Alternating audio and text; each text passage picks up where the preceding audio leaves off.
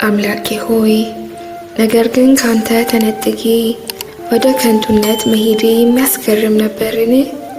ሰዎች በራሱ እኩል ያልሆነ ያላዋቂዎች ጥፋት ይሁን መዘባረቅ የሆነ ተግባራቸውን አንስተው ምላሽ እንድሰጣቸው ሲያቀርቡልኝ ሲታይ አግራሞትን የሚጭር ቢሆንም በአማሩ ቃላት አርቅቀውና አስፍተው እስከተናገሩ ድረስ መረን በለቀቀ አንደበታቸው መናገር ብቻ አይደለም ያስጨበጭብላቸውም ነበር።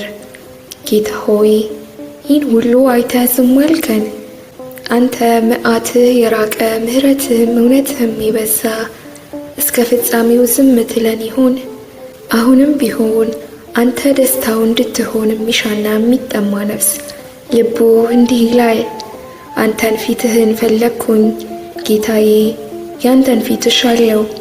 አንተም ከዚህ ጥልቅ አዘቅት ስበህ ታወጣለህ። እኔ ግን በስሜት ጽልመት ውስጥ ካንተ ፊት ርቄ ነበር። ካንተ የምንርቀው ወይም ወደ አንተ የምንመለሰው በእግራችን ካልሆነ በስፍራ ለውጥ አይደለም ወይስ የጠፋው ልጅ የሰጠኸውን ሁሉ ርቆ በሚገኝበት ሀገር በአባካኝነት ሊያጠፋ ሲነሳ ፈረሶችን ወይም ጋሪዎችን ወይም ታንኳዎችን ወይም በሚታዩ ክንፎች መብረርን ወይም በእግሮቹ መጓዝ ፈልገው ነበርን? ስትሰጥ ቸር አባት ነህ። አባክኖ ሲመለስ ሲበዛ ቸር ነህ። ነውረኛ መሆን ማለትም የልብ መጨለም ከአንተ ፊት መራቅ ማለት ነው። እነሆ ጌታ አምላኬ ሆይ እንደ በዛው ትዕግስት የሰው ልጆች ከአንተ የተቀበሉትን የዘላለማዊ መዳን ዘላለማዊ ሕግጋትን ዘንግተው እንዴት የፊደሎችና የክፍለ ቃሎችን መደበኛ ሕግጋትን በትጋት እንደሚያጠኑ ከእነርሱም አስቀድመው ፊደሎቻቸውን ከተማሩት እንደሚማሩ ተመልከት። የሚያጠናውም ሆነ የሚያስተምረው ተመስርቶ ያለው የቃላት አነባብ ስርዓት ማለትም የሰዋሰው አጠቃቀሙን ተቃርኖ የሰብአዊን የመጀመሪያ ፊደል ባለማስተዋል በአዊ ብሎ በአዊ ፍጡር በማለት የሰዋሰው ሕግ ቢጥስ አሳዛኝ ነው።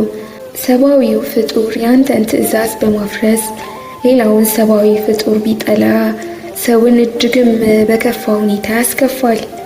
ሰው በመሰሉ ላይ ከሚደርስበት ከዚያ ጥላቻ በላይ ለራሱ አውዳሚ የሆነ ጠላትነት እንዳለ ሊሰማው ወይም በዚሁ ጥላቻ የገዛ ነፍሱን ከማጥፋት በባሰ መልኩ የጠላውን ፈጽሞ ሊያጠፋ መቻሉን ማወቅ በተገባው ነበር።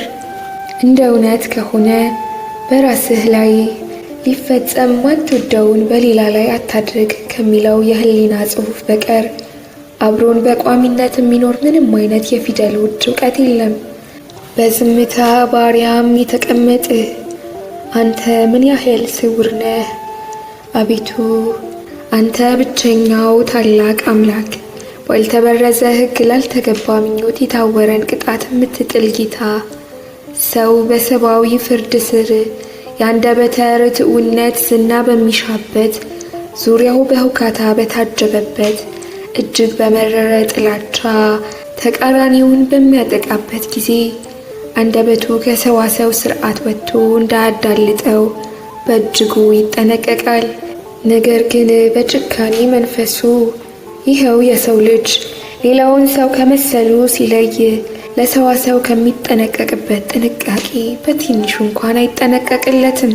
ሆኖም ግን ጌታ ሆይ ልጅነቴ እንዲያልፈኝ ፈቃድህ ባይሆንም እንኳን የዓለም ሰሪዋና መጋቢዋ ነህ። ፍጹም ለላከው ፍጹምም መልካም ለሆንከው ለአንተ አምላካችን ምስጋና ይገባል። ያንን ሕይወት ኖሬዋለሁ፣ ተመችቶኝም ነበር። መኖርን ካገኘሁበት ከዚያ ረቂቅ አንድነት አሻራ ስለ ድህንነቴም ተግቼ ኖርኩ። በውስጣዊ ህብስታ መላው እኔነቴ ተጠብቆ ስለ ነገሮች በነበሩኝ ሽርፍራፊ እሳቤዎች የተነሳ በጎዶሎም ተግባር ቢሆን በእውነት ደስ መሰኘትን ተማርኩ። መታለልን ጠላሁ። ጥልቅ የማስታወስ ችሎታ ነበረኝ። በአንደበተኝነትም የተዋጣልኝ ነበርኩ። ለወዳጅነት ስሳሳ ሐዘንን፣ አለመታወቅን፣ አላዋቂነትን ስሸሽ ነበር። በዚህ አይነት ይህ አስደናቂ ምስጋና የሚገባው ፍጥረት አይደለምን? ነገር ግን እነዚህ ሁሉ የፈጣሪ ስጦታዎች ናቸው። ለራሴ አልሰጠሁትም። ከዚያም በላይ መልካም ናቸው። መላው እኔነቴን በአንድነት መስርተውታል። እንግዲያውስ መልካም እኔን የሰራኝ ነው፣ እርሱ አምላኬ ነው። በእርሱ ፊት ልጅም ሆኜ እንኳን ለነበረኝ ያለ መጠን እደሰታለሁ። ነገር ግን ኃጢአቴ በዚያ ስፍራ ይገኛል።